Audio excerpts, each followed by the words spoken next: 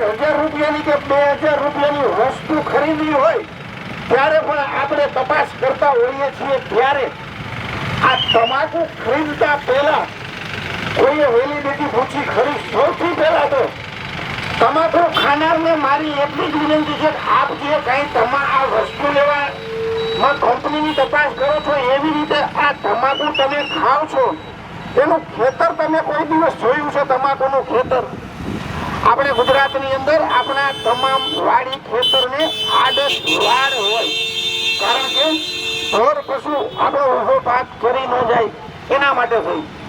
જ્યારે તમે ચરોતર પ્રદેશમાં જાશો ત્યાં તમાકુના ખેતર છે, આને કોઈ દિવસ વાડ કે આદર્શ હોતી નથી, કારણ કે આ તમાકુ જ્યારે ખેતરની અંદર શુદ્ધ વનસ્પતિ તરીકે ઉભી છે ત્યારે પણ તેને કોઈ ઢોર કે પશુઓ ખાતા નથી.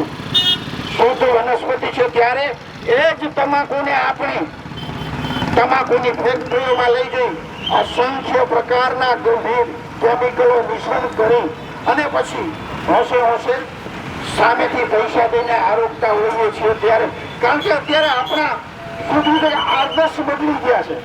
પેલા આપણે ગાયત્રી પરિવાર છે, સંત છે, મહાત્મા છે, મંદિર છે, આ વસ્તુ સાથે સંકળાયેલા હતા, ઉઠતા હતા, બેસતા હતા. હવે આ ટીવી ને મોબાઈલ ના યુગમાં રિમોટ થી સ્વિચ દબાવો એટલે તરત આવે દાને દાને મેં કેસર કા દઉં વિમલ ગુટકા. અરે ભાઈ તમારા છોકરાઓને ખવડાવો, દૂધ પાકમાં નાખો. મેન તકલીફ આ છે.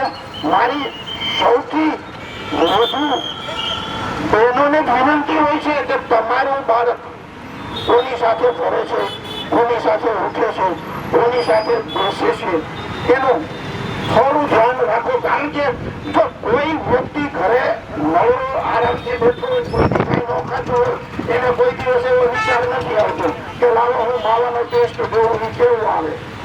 આ વસ્તુ આવે ક્યાંથી? તો કે સાથે ફરતા મિત્રો દ્વારા એને વ્યસન હોય. એટલે એ બે દાણા, આ બે દાણાથી શરૂ થઈ અને હરવે હરવે ત્યારે આ વ્યસનનો લત લાગી જાય છે એ ખબર નથી પડતી. ત્યારે સમગ્ર ગુજરાતની અંદર ઘણા બધા પ્રયત્નો કરું છું અને ખૂબ લોકોને છેલ્લા 3 વર્ષની અંદર તમાકુ છોડાવી ચૂક્યો છું.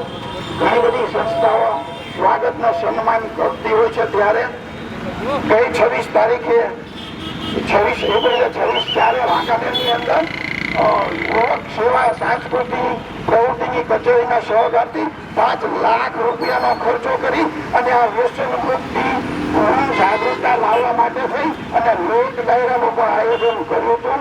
અને આ બધી ધર્મેન્દ્રસિંહ ઝાલા 9809 મારી યુટ્યુબ ચેનલ ઉપર તો તમને જોવા મળી જશે. તમાકુથી થતા ગેરફાયદા પણ તમને ત્યાંથી જાણવા મળી જશે. જય માતાજી. ખૂબ ખૂબ આભાર ગાયત્રી પરિવારનો.